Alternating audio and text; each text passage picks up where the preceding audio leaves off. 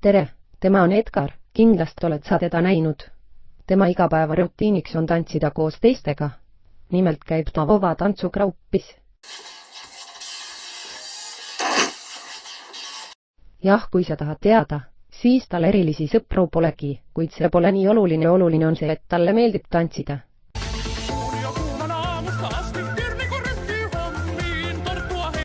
Kuigi ta väga seda ei oska, siis ära pahanda, ega sa isegi ei oskaks blöödi mängida.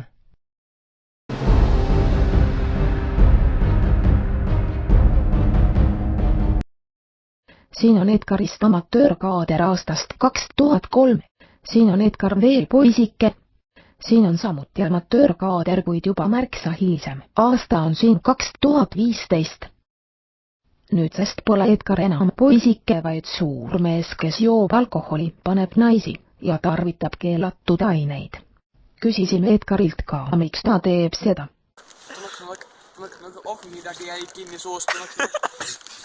See film räägibki Edgari elu loost ja sellest, kuidas ta kõige kiust ellu jäi. Film koosneb suurest osast amatöörkaadritest. Kuna meil oli varasemalt kokku lepitud Edgariga kokku saamine ja teda kohale ei tulnud, pidi võttegrupp teda otsima minema. Järgmine päeval leidsime Edgari kodutute varjupaigale Eistel, kus ta just tärkas, kell oli 9 hommikul. Mulle külla, lähme ennem sinna ja siis vaatame sinna. Kuna Edgar ei ole ammu kellediga rääkinud, ajab ta väga segast juttu, seetõttu kahtlustasime, et ta on purjus ja leppisime uue aja kokku. Mis sul on? Pissihäda. Ütle uuesti. Pissihäda. Kõvemini. Kushäda. Jätkuvalt ei olnud Edgar kaineks saanud ja otsustasime temaga projekti lõpetada, kuid siis kirjutas ta meile tagasi ja oli nõus rääkima kainelt. Ma ei tohi olla kaamera.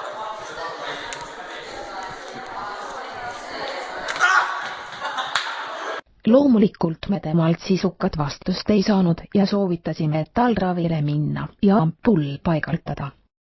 Natukese aja pärast nägi võttegrupp Edgarit uuesti, peeti auto kinni ja joosti vanale tuttavale esikuule järgi. Pakkusime talle 50 eurot ja uuesti osaleda meie filmis.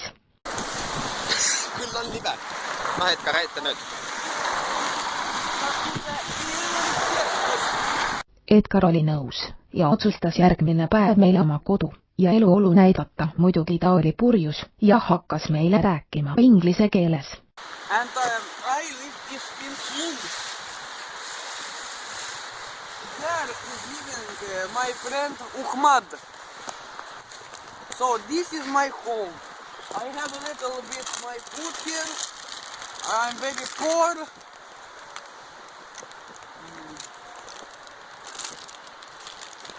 So this is very comfortable place to live.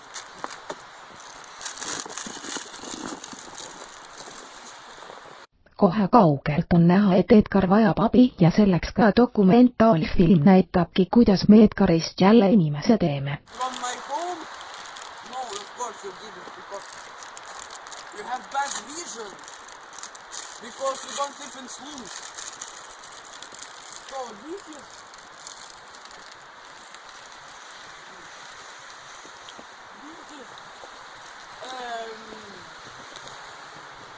a block of loads, or how it's named, I don't know. I live in slums, we don't know English language so good. Edgar hakkab meile ka oma kujuteldavaid naabreid tutvustama. Martarello, Zedvin, Mahamad, and I don't know who he is. It's old. Küsisime Edgarilt ka, kust saite raha, et omale kartulkrõpse osta. This is a very expensive snow right here. Just take it. Leppisime Edgariga uue vestluse ja kokku järgmisel kuul, keda polnud, loomulikult polnud Edgarit. Kuid alles märtsist tabas võttegrupp teda Valgast, kus ta hakkas tarvitama esimest korda heroiiniumit. Söö lund, kollast lund. Ei. alles 2014 aasta aprillis saime Euroopa Liidult raha filmi tootmiseks ja siis läks võttegrupp uuesti Edgarit otsima. Loomulikult me leidsime Edgari Tartust, kus ta parasjagu hakkas meile oma uut majakrunti tutvustama. Lähme siis edasi. See võib meenutada juukoni, aga see ei ole juukon. See on siiber. Nii, siin me peame vaadake. Siin me peame näitama, siin on selline piir, seal kuskil peeduvad snaiperid. Edgar hakkas näitama, kus asub tema koduks. Oota.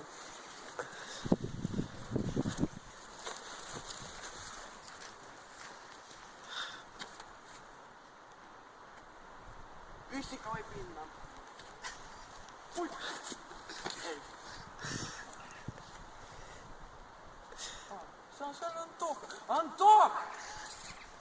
Kuna Edgari käitumine muutus ohtlikuks, põgenesime. Peale selle lõigu filmimist viisime Edgari kiiremas korras haiglasse, peale selle, kui ta seal 2 nädalat ära oli viibinud, tuli meie e-posti kiri suurte tänusõnadega. 6. mail 2014 võtsime Edgariga ühendust ja siin on tema telefonikõne.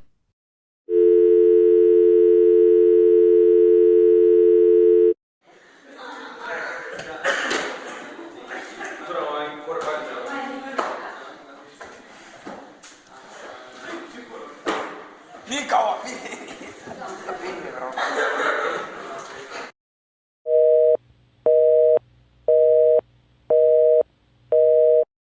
Temaga me vestlust teha ei saanud, kuid taga oli kuulda seltskonna hääli, arvatavasti olid need tema joomakaaslased. Kuid vahetult enne jaanipäeva otsustas võttegrupp jalad perse alt välja võtta ja teha projekti eesmärk ära. Võttegrupp maksis Naturas Tallinna Eliitkoolile, et nad võtaksid Edgari enda alla õppima. Jätsime Edgari terve suve õppima ja külastasime Edgarit uuesti 2014 aasta novembris teda. Kogume lund. No me kogume siin lund. Kõik, et enam pistoletov õpib, kuidas pudelitele teha. Seda videolõiku näitasime tema endisele klassijuhatajale ja ta sai šokki, kuna ta nägi, kui palju arstid on Edgari vana mõistust poole aastaga taastanud, vanad ropud naljad on tagasi. Siin väike meenutusklipp Edgar aastal 2013 ja Edgar aastal 2015 algul. Võttegruppi toimetusse saadeti 2015 aasta veebruaris kaader, kuidas meie projekti abivajaja oli ennast täis joonud. Kohe võtsime ühendust Edgariga, kes väitis, et jah, natuke sai võetud, kuid ega tema ei teadnud, et teda filmitakse. Aprillis oli Edgar jälle nõus meiega rääkima ja ta võttis nädalase puhkuse meie filmikuludega välja. Aprilli teises pooles saime temaga kokku ja ta oli viisakamaks muutunud kui ennem.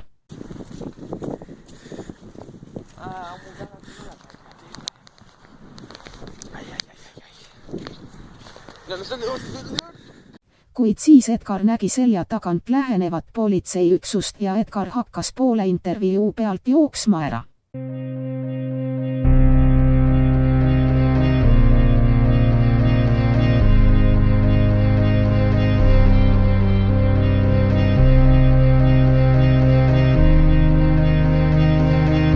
Alles 2015 juulis kutsus ta meid endale külla ja tegime temaga väikse intervjuu, kus tänas võttegruppi ja tervet filmi, et me oleme temaga juba üle 2 aasta kaasas käinud. Tänasime ka teda osalemast filmis ja külastasime teda aastal 2016. Vahepeal oli ta lõpetanud eliitkooli ja astunud ülikooli edasi arstiteaduskonda. Tänu filmile oli ta endale saanud töö ka Maxi Marketis vahetuse vanemana ning filmi pool eelarvet kinkisime talle, milleks oli üle 12 €. Tegemis oli õppefilmiga, mille eesmärgiks on näidata, kuidas aidata inimest hädast välja. Ka see film ei läinud ilma takistusteta. Võttegrupp pidi pool Euroopat läbi sõitma, et leida Edgarit jälle üles, kuid sellest oli abi. Edgar õpib ja käib tööl iseseisvalt. Kõik tänu sellele, et me aitasime tal ära kolida Hiina linnast. Hiina linn on kurjuse linn.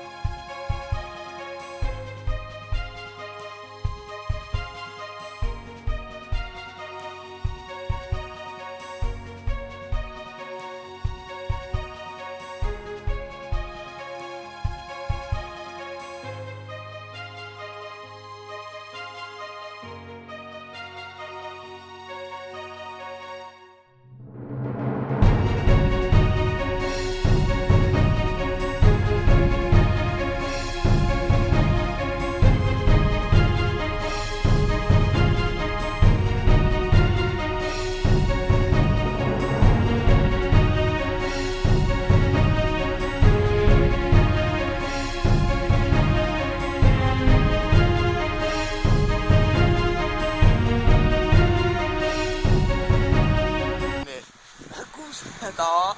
Ütle kõvemini. Kus on mikrofon?